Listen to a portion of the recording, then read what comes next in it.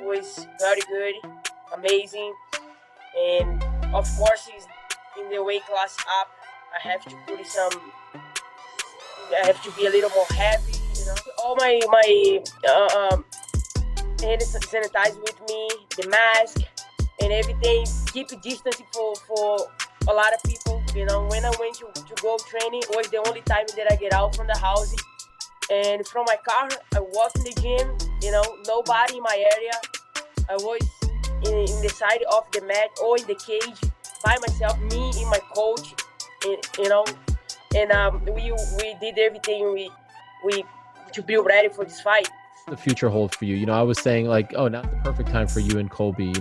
Why not now? Finally. Yeah, I think they offered me that fight. I told him, I'm in.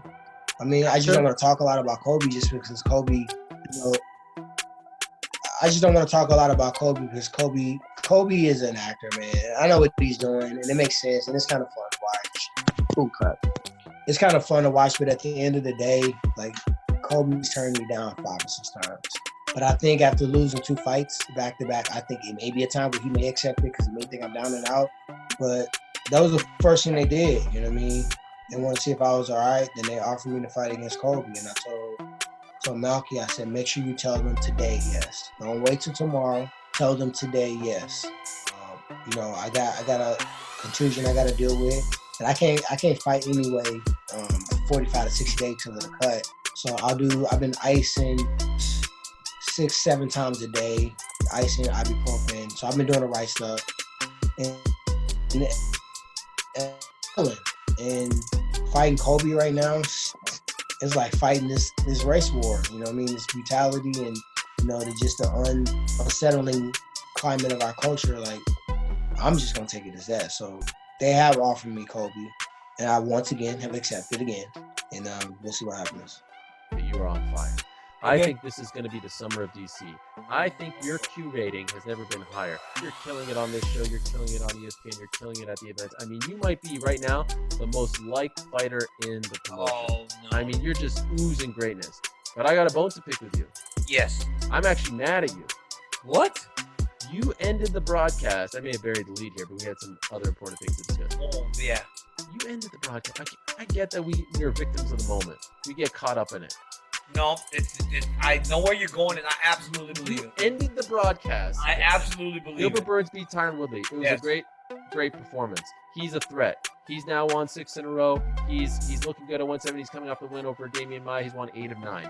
You guys ended the broadcast pushing this narrative, pushing this agenda that Gilbert Burns should be fighting for the belt next. In what planet, on what universe, does Gilbert Burns deserve to leapfrog over Leon Edwards, 8 in a row, who's won 8 in a row, Jorge Masvidal, the BMF champ, who just sold out Madison Square Garden, knocked out Ben Askren, knocked out Darren Till, the fighter of 2019. Come on, DC. I was actually mad. I was watching that. All right. I was disappointed in you. Ariel, I can't believe this is the thing, right? So like, I can't believe you don't see it. I can't believe you don't see it. Like, first off, the victories that he has put together, now since going to 170, amazing. Leon Edwards, Rocky, one of my buddies who's trained at AKA with us, very deserving.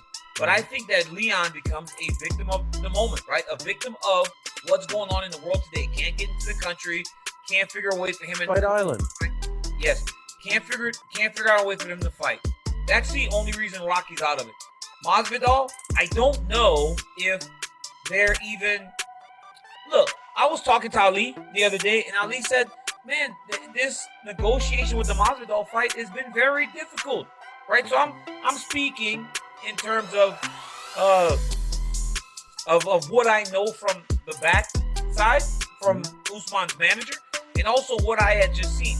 Well, why has it been difficult? The money situation with Masvidal. They don't, honestly, the Usman team doesn't really even feel as though Masvidal's a real threat. They think he's a journeyman. Oh, come on. They think Masvidal's a journeyman. That's disrespectful. See, now you're carrying their water. No, I'm not carrying their water. I'm just telling you what. Well, then tell the world that Ali represents Gilbert Burns and Usman. So, of course, he wants them to fight but each listen, other. This was before the Burns fight. Because I was trying to figure out what was going to happen with Usman, right? But then when they tell me the negotiations is very difficult for Masvidal, they think Usman is going to would walk through him.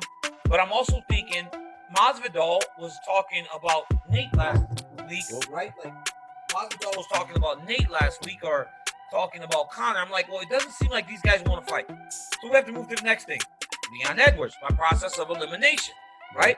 Leon Edwards can't get into the country. And then we just saw Burns do that. And then Burns, teammates. These are things that you would love. Like you and you're messy. You're so messy. Yeah. You're so messy. You would love for him to fight his teammates. Why am I messy? You just did it. You're like, oh, you're carrying the water. No, I'm just using my source, like you use your source, to repeat something that I was told.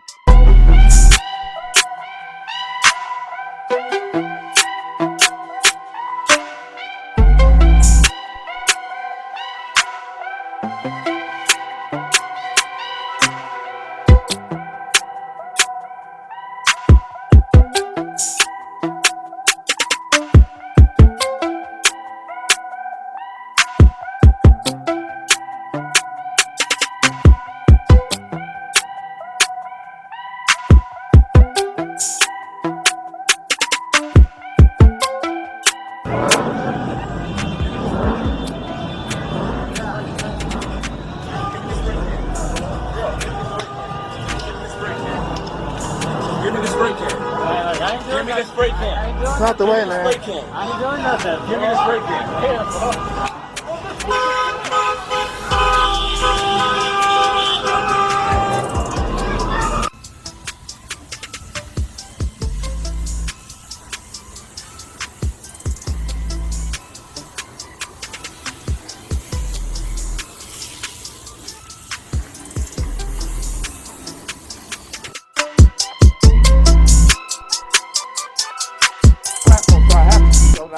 I've been doing it for like the last 2 weeks.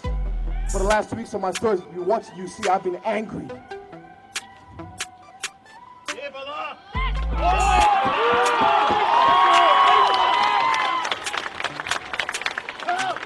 I'm pissed off. Wait, hold up. How many of you walk into a store and have to put your hands behind your back just so they don't think you're stealing? How many of you walk down the street and have to kind of smile and try and make the person who you can see is already scared of you, make them feel comfortable? I just moved to a spot in Remuera. I'm at the top floor. I have to go in the elevator. 3 times already I've had to have racist, scared white people jump when they see me. And I smile at them. So now I gotta stay to the side and let them walk through just so they don't get scared when they see me. Why? Because I'm black. Just because I'm black. What did I do? I didn't have a choice. If I had a choice, though, I'd still be black.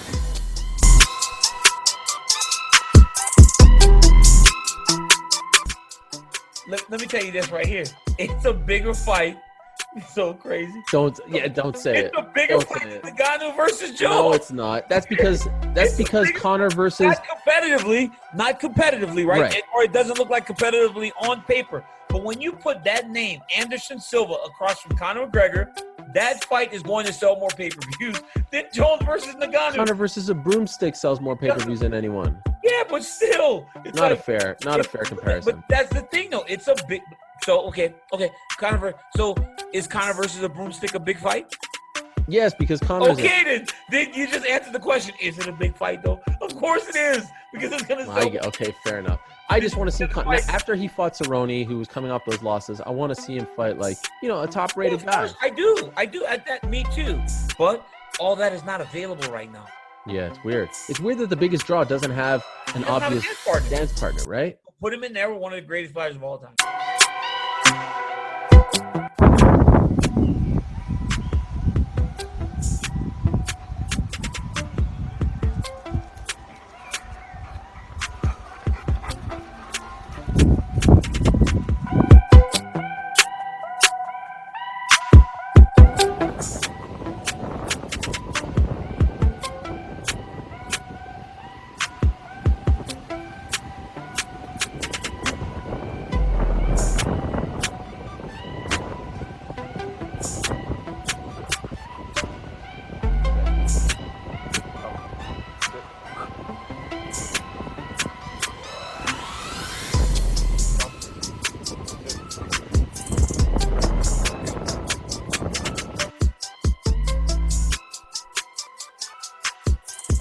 Hey, Habib, there's your box with the gear in it, bro.